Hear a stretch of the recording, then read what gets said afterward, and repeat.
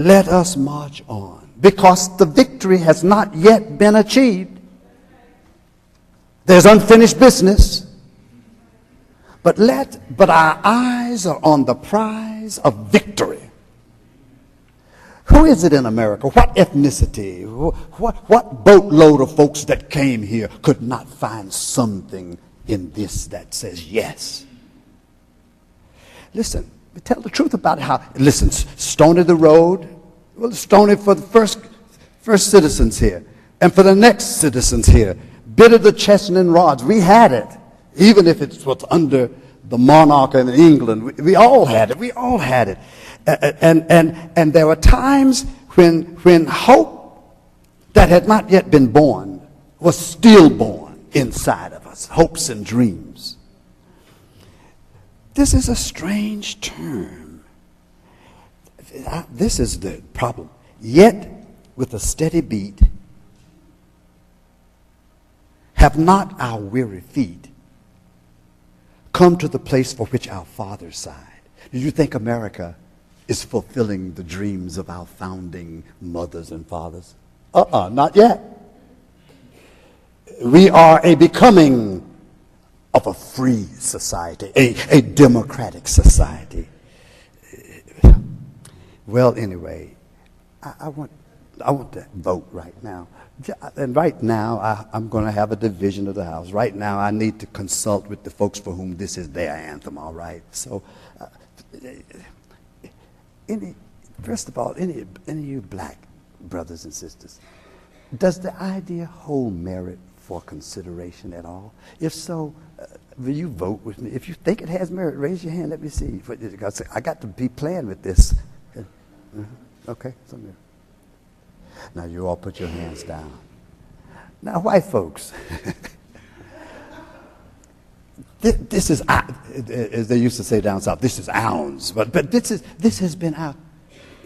As you look over it, is there anything here in this hymn that would not give an authentic expression of the awareness of our troubled past, but with the hope of a future that is brighter than the one through which we have passed?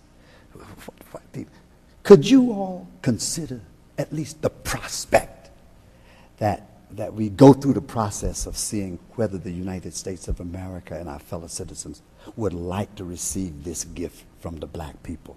Could you? If so, you raise your hand. Let me see. Now, I would not have taken that much time unless this was the message already put before me. You see, that gospel reading, chapter 5, verses 1 through 9 of the Gospel of John, speaks to the genius of this song. The song actually preaches the gospel. Already, I could just say, let's sing it again, because I see in that lame man, sick for 38 years, by the pool a long time, and Jesus sees him. Not just passing glance, but as in Avatar, I see you. I mean, into his soul. Sensing that if I don't get to him now, I may lose him. I may never pass this way again. So he reaches out to him. I see in that story sort of like the summary of the gospel. I see in it, in a sense, the nature of the ministry to which we are called and which we struggle here to learn about and to develop competencies for sharing in that little story. So what I would like to say about this text is that here is the gospel at its best.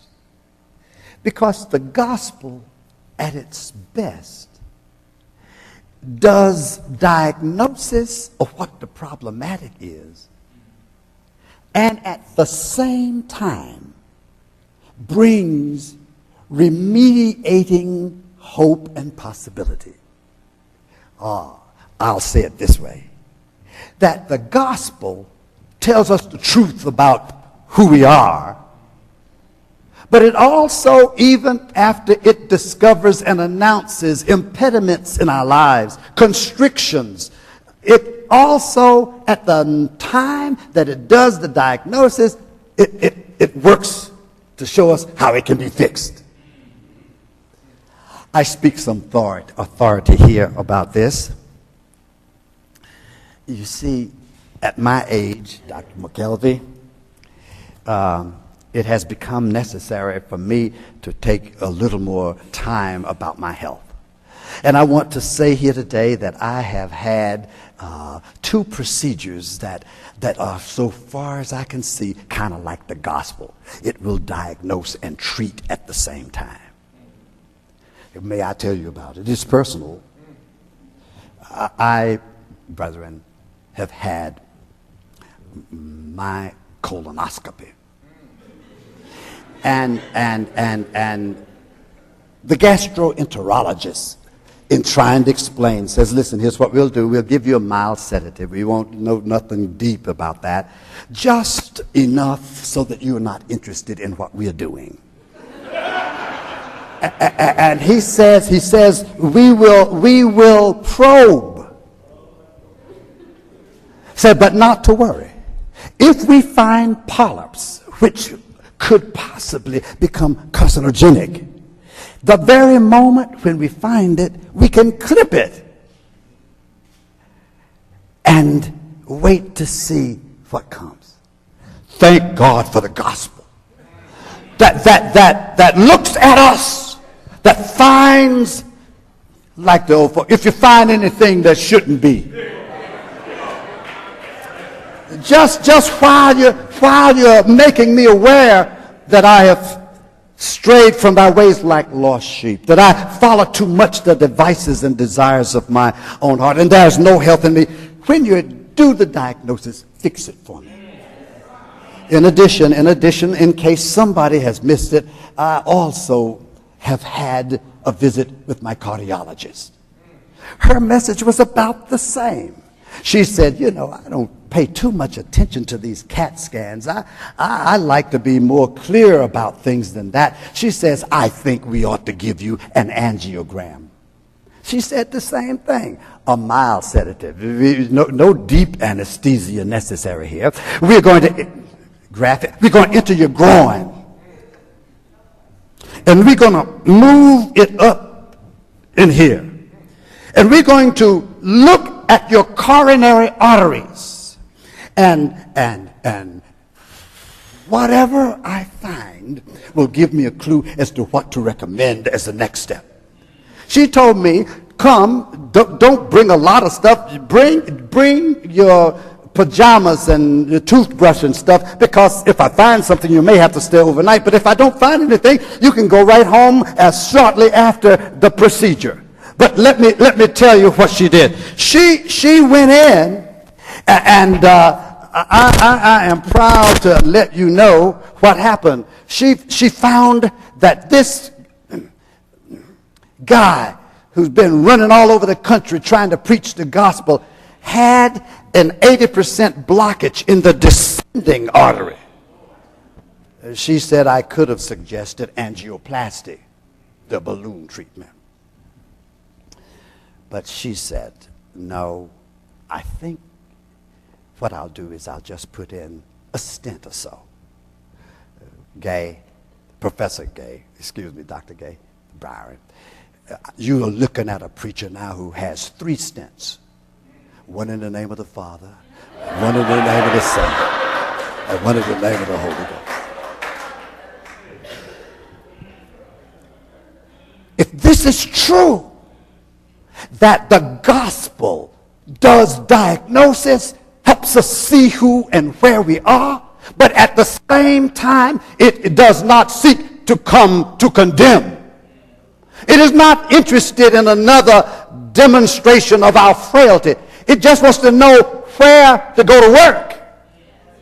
Oh, the Holy Spirit is doing this all the time. Finding us where we are, and yet at the same time bringing a healing dimension. So this is the third sign. He's already done a miracle at Cana of Galilee. He's also done another, saying your son's going to be healed. But here in Judea, not in Galilee like the first two, he begins to look at this situation. And he's close to the temple itself. Right by the sheep gate. This Bethesda, whatever, whichever way we want to go with that one, he sees this man. And I'll simply, because my time is limited, I'd just like to give you 3 points that you can fill out yourself. I want to say just a word for one of my minutes about his condition. Then I want to say another word about what is the cause of this condition. And then I want to say something about the cure of it. And then I'll be through.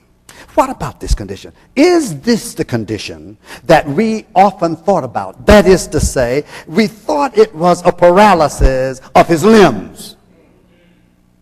But upon further examination, it says that there were people who were blind and lame and paralyzed. I often thought lame and paralyzed would go together, but John is tricky. John almost always means something special.